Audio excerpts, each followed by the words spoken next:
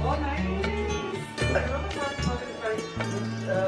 Sudan had spent a whole lot of stress to travel all over India and get the local cuisine, the recipes and whatever.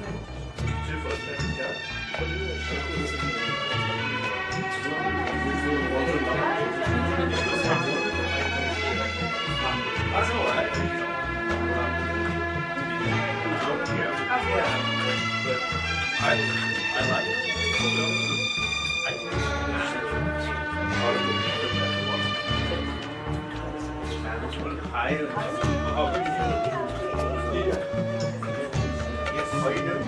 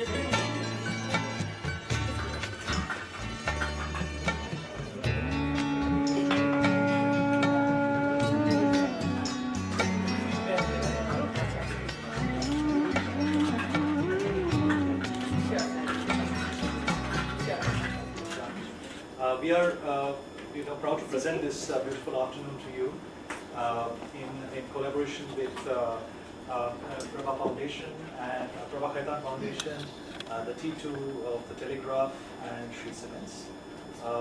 It's a great honor for me to have Lady Kishwar Desai, who you all know is amongst us today. I don't need to mention much about her fame and the books that she's written so far. Witness the Night being the first and translated in almost 25 languages. The Original Love, which I think Shastika has just finished reading. And of course the latest one, which is the Sea of Innocence, if I'm right. And that is already making waves. So without taking more time of yours, I would like to call our good friend Suman Mukhopadhyay, thinker, writer, filmmaker, director, actor, to come up and be in conversation. Thank you. Thank you so much. Discussion about her life, her books, her interests and other things. And especially, I would kind of want her to speak more than, I just want to initiate the dialogue that if something interesting can be discussed here, especially about her entire career rather. It's very small time to discuss her entire career because she has done so many things. But still I would love to know that why so late you came to literature, because you have a grand career in television and as a journalist you did a lot of work rather, a big body of work, a very large body of work, but certainly why you came into literature. And especially you started with a non-fiction novel, which is Darlingji, and this one. And it's a fascinating non-fiction, but also I would not want to kind of mark it as a non-fiction. It has a lot of fiction also in this book, and it's about life of Nargis and Sunil Dutt, the great story of that. It's fascinating facets of their unknown life rather. And then she moved on to kind of a very discursive novel writing with Simran Singh as the protagonist of that novel, and it's a kind of a genre. I would want to ask her to what kind of genre she was looking for. But first, that why so late into literature? Well, thank you so much. And every time he says the word so late, it makes me feel even older than I already feel. at the age of 100, yes, I decided that a centenary has gone by, and I have to go grow a long beard and start writing. So I started painting. He started painting at the age of 70 or whatever. So I thought, may as well. Little earlier. But I waited till 70.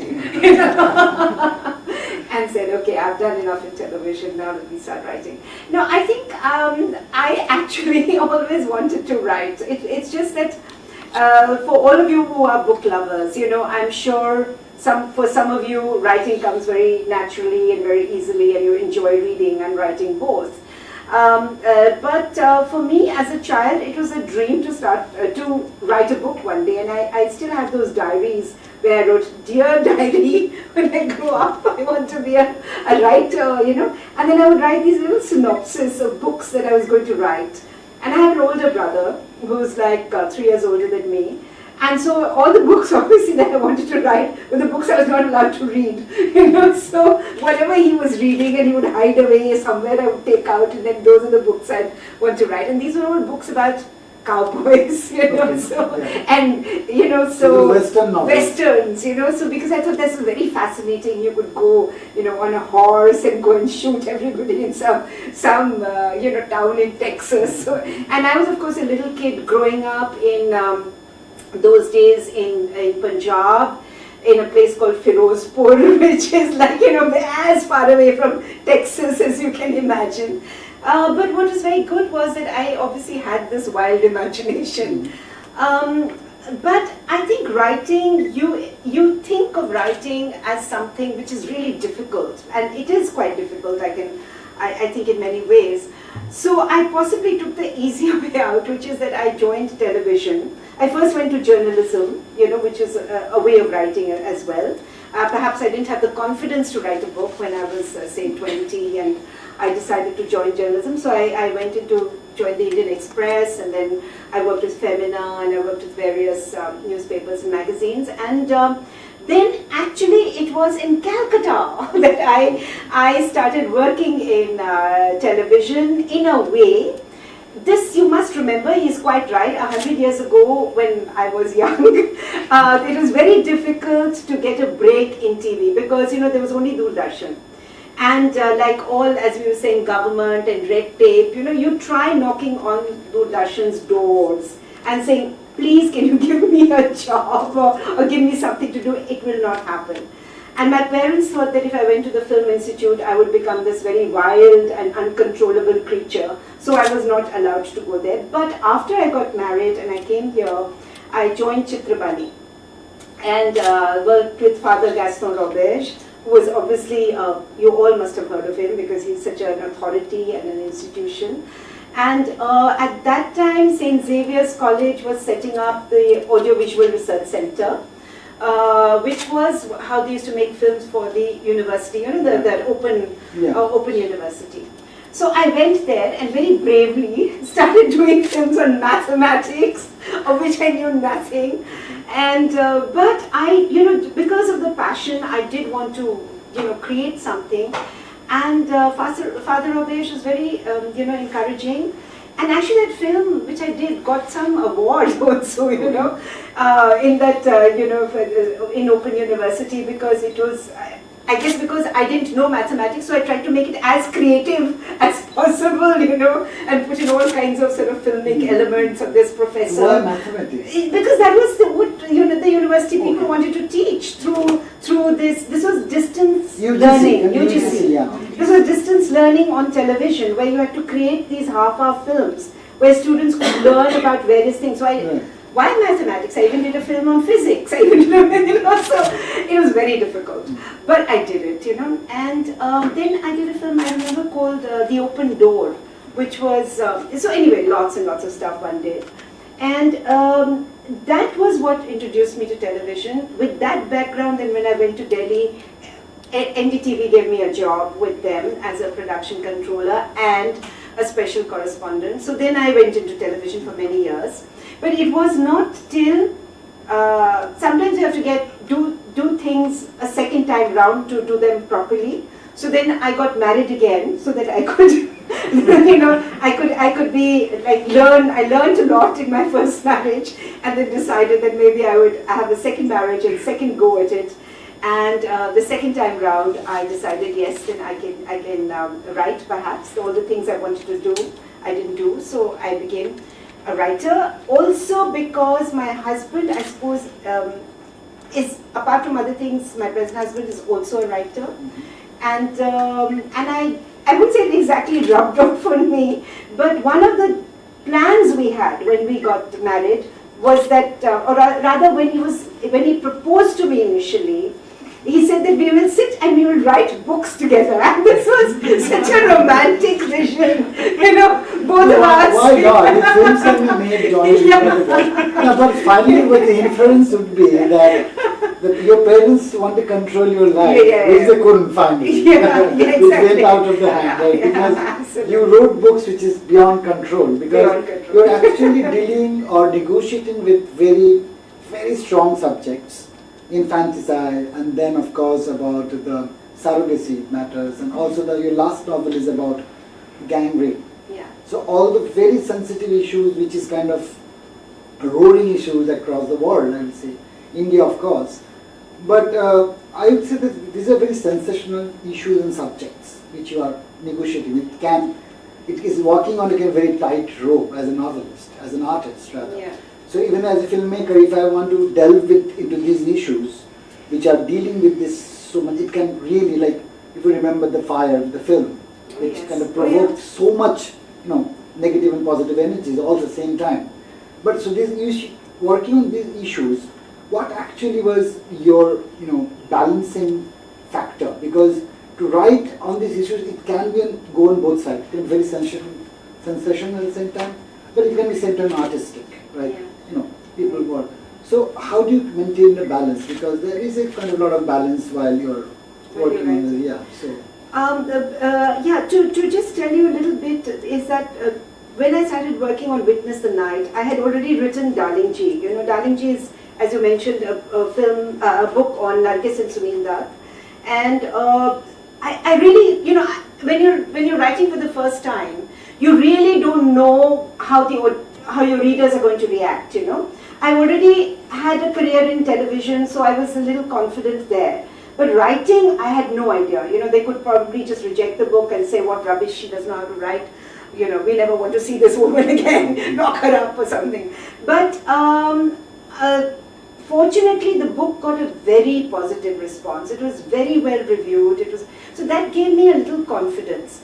Witness the Night was a story that I had thought about a lot when I was working in television. It was meant to be a film. Yeah. And it was again, coincidentally, now I don't know why everything seems to begin in my life in Calcutta, but there was a case, some of you might remember, now it would be at least 10 or 15 years ago, there was a young girl in Calcutta who had killed her entire family. She had poisoned her entire family. Yeah. And then she was in jail, for it. And they had thought that there was something between her and the tutor, and that was the story. You remember that. So that was a story which completely fascinated me, because the way I saw young girls by and large, like me, for example, my parents controlling me, and I was this sweet girl who was being controlled by everybody. That young girls are usually, especially teenagers, they're very soft, very vulnerable. Why would a 14 or a 15-year-old girl kill her entire family? So the first scene was always this girl talking to us, and that was the opening shot, as it were. So when I sat down after Darlingji was written, I said, I just want to tell the story of this girl in fiction. I didn't know why she'd done it here, but I just kind of started fictionalizing it. And which is why Witness the Night begins like a diary. And it starts, the first line is, that I'm remembering this house and where it all happened and where all these people died. And then suddenly, when I started thinking about what happens to girls actually in this country, it got connected with another story which I had thought about a long time, which was about this woman who had come to my office to participate in a talk show. And it was a talk show which was to do with patriarchy, to do with what was worrying us a great deal about female feticide and infanticide. And this woman is a poet who's in Punjab. And she came and she said that, listen, I shouldn't really even be around today because as a child I had been given opium by my parents because they didn't want me, which was a common enough story in Punjab.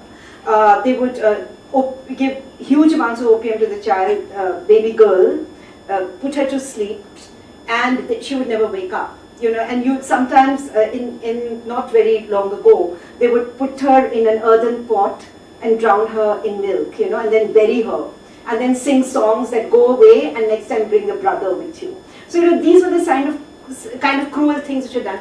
The fact that this woman walked into my office and told me the story of how she had almost been killed as a baby girl got connected with the story of this girl. So you know how the creative process is. Random incidents, and suddenly it became a story which I just had to tell of what was happening to women in this country and why through infanticide, which I had done a lot of research on, was becoming something which we really needed to take seriously because it was a crime that was going unpunished.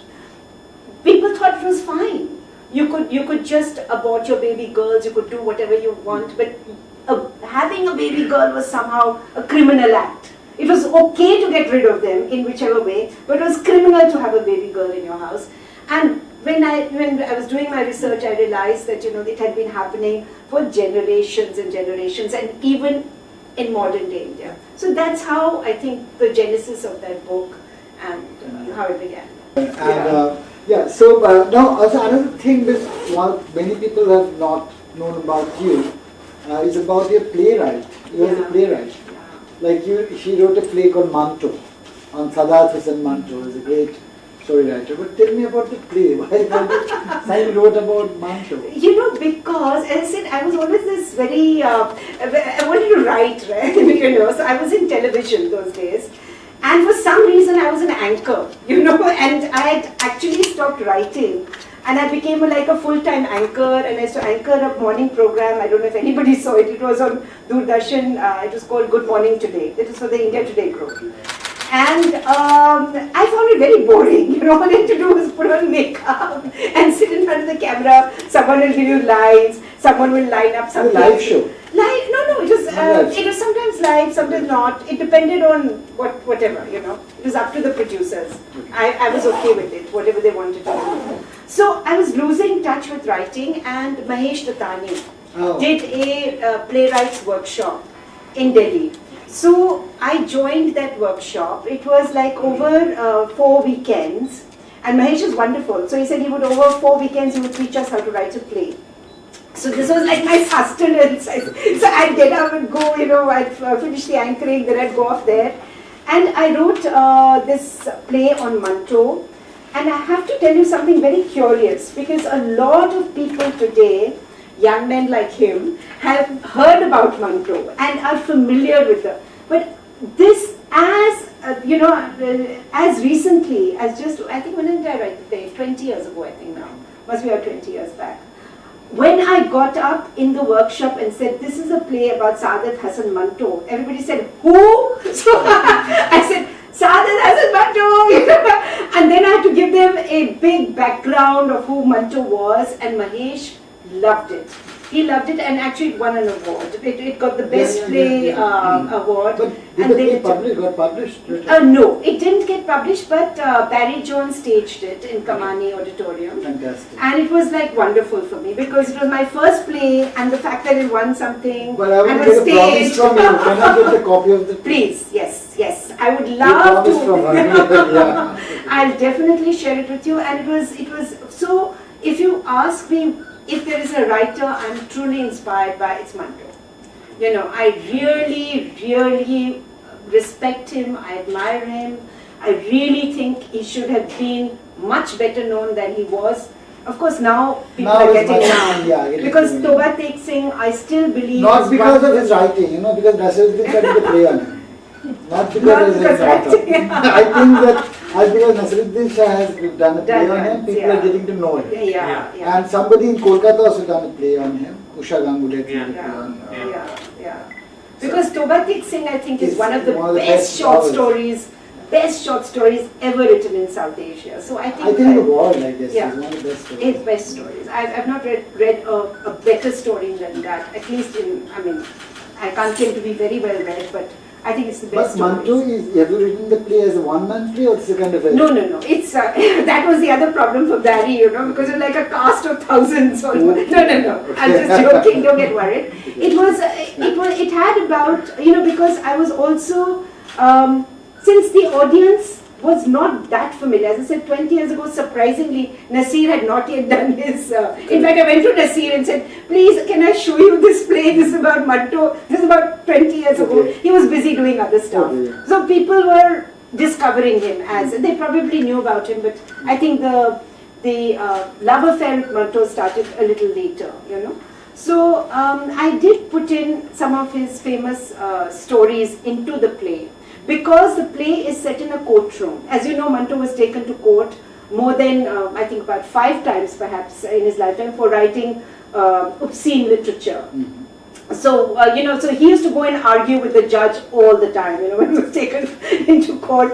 And the judge would say, why, or rather the prosecutor would say, you've called this woman's, breasts. So he said, what should I call them then? Peanuts, what do you expect me to say, So there used to be these wonderful actual recorded exchanges which are there, in some of the compilations that you find in Manto, and you can't make it up. They're so witty, so acerbic.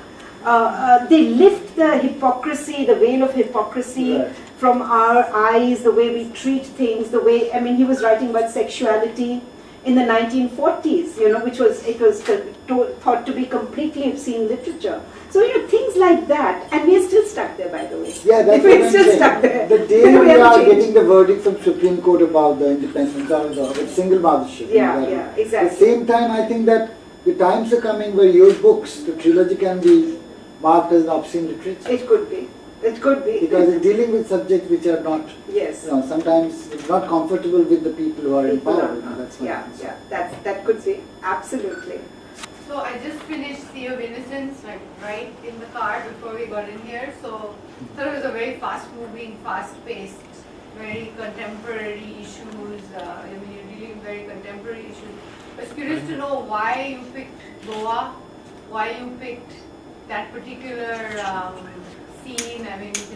Things happen everywhere. You being from Punjab and living in London, why Goa? Why did you base it there? And the other thing was, how much research did you actually do? Because there were quite a few graphic details in there, and again, how much of it was real and how much was fiction? No, I think the fiction is there in all the 3 crime novels. Fiction really dominates because that's how I take multiple stories, but then I weave them all together into one big story so that everything is disguised. I don't want anyone to say, oh, this is only by, as I said, I don't want you to get into the specifics. I want you to think of it as a bigger novel. But I will refer to real life cases in it. And as I mentioned, I did a lot of research. I actually went to the lawyers who dealt with the Scarlet Keeling case, and therefore there was the CBI files for me to go through. There were the photographs which I looked at. I actually read Scarlet Keeling's last emails, and I cannot tell you how scary it is to read somebody's emails who has just died. And what happens with emails is, as you know, they live on. After you're gone, like all your Facebook posts and everything will just live on. So even if you're no longer there, anyone can just go and your Facebook page is you're there. So you're not dead. You're still alive in the virtual world. So it's a very eerie feeling. So when she dies, and she sent this very peculiar, bizarre email to this friend of hers because she's taken too many drugs, she's stoned out of her mind, and this friend of hers then finds out from a newspaper item or flash that she's dead. And then he sends this email to her and says, oh my God, Scarlett, it can't be true. Please tell me it's not true. And that is the last post. And after that, it goes dead because she's dead. She can't respond, So it was so scary to see, stuff like that. So I do a lot of research, so all of that then somewhere or the other it feeds back into my book, but you will not probably recognize it as that particular incident or that, though I do quote some of her emails which were published. I did not quote the ones which were shown to me privately, because that would not be right.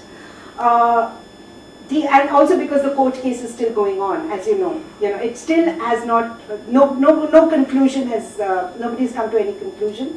The rapists are still, so-called rapists, are still around, the guys who were arrested. They've gone on to have families and children and, everybody's forgotten. So why Goa? Because, I spent a lot of time in Goa. Yeah, apart from Delhi and London, we also live in Goa. And I wanted again to bring a sense of reality, I want to write about places I know so that I don't make stupid mistakes, like if I was writing about it taking place in Venice or Vienna or some place, which I don't know so well, you might say that it's not working because everything is wrong or, whatever. So I wanted to base it, so I've written about places I actually visited. I went there, physically saw them, then I wrote about them. So that brings a sense for me of comfort, that I'm writing about places I know. You need not do it always, you can always Google and, and write about a place, but for me it just brings a sense of comfort. Thank you. Thank you so much. We like to honor our guests with a studio which is specially designed by Mitra, who's also between us. So I'd like to call Dr. Kavita Ajmera. Thank you. Please honor Lady Kishwar. Oh my God, I get something also. Thank you. Thank you. It's wonderful. Thank you so much. All your green stuff for the people as well. Oh, lovely. Thank you. Before that, there's another book, but so pretty. Thanks. Oh, I have This is Yes, so so neat. yeah, it's Beautiful. It's a story. Wow. Thank you so much. It's really gorgeous. Yeah. No, I did something so beautiful. Lovely colors. Cheers, just thank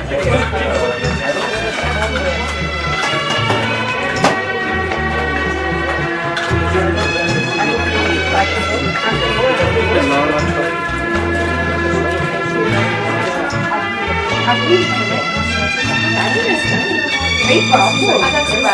So it's acclaimed as an Thank you. So you're a friend of the fly? Thank you.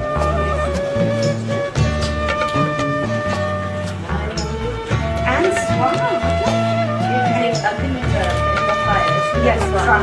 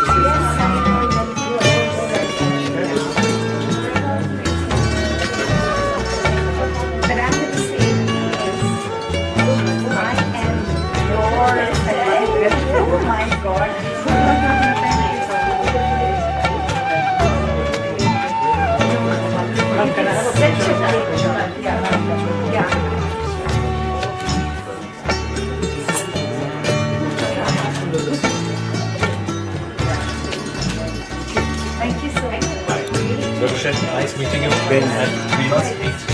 Certainly, whenever you're in class, you must, call me. Sure.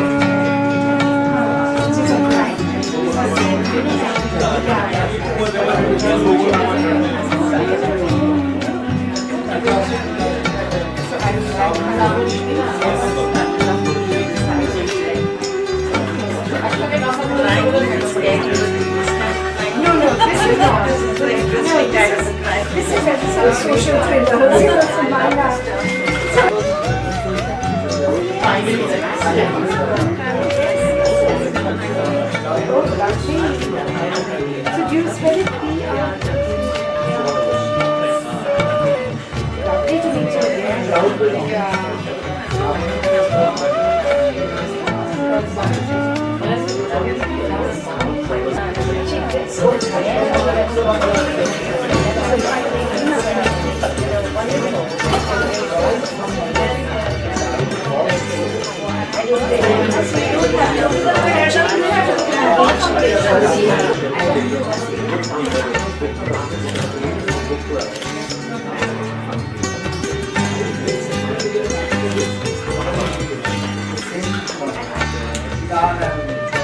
Thank you so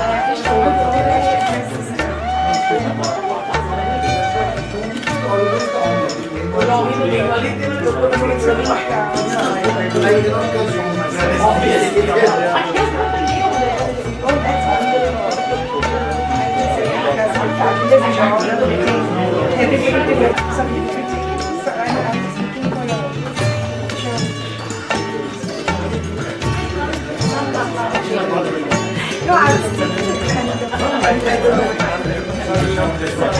what did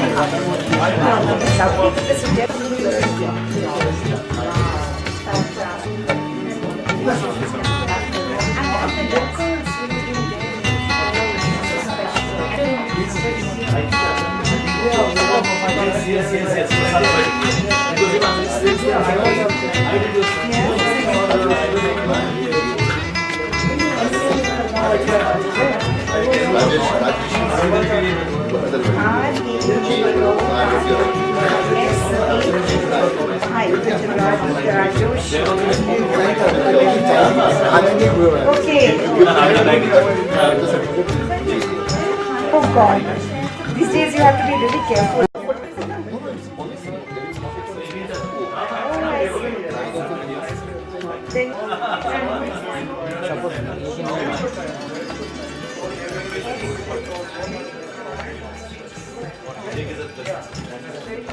Are you also planning to be a writer? So it's with an A, no? Or is it SU? That's what I always say.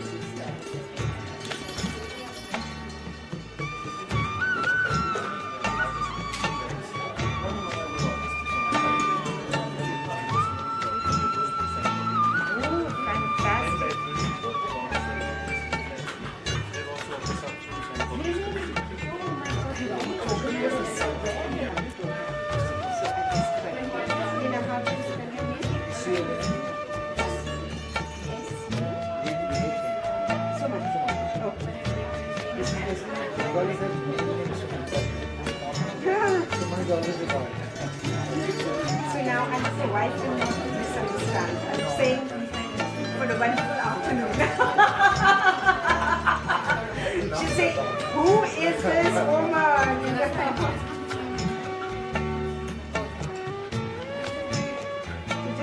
her this is purely talk and not pillow talk.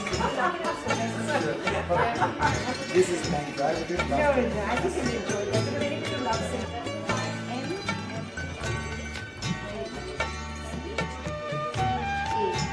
That's a lovely name. What's your name?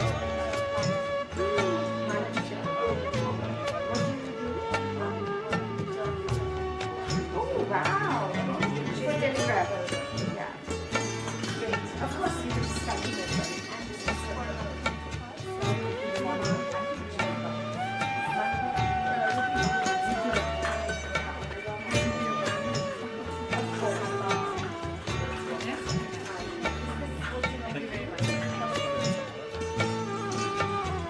Jennifer is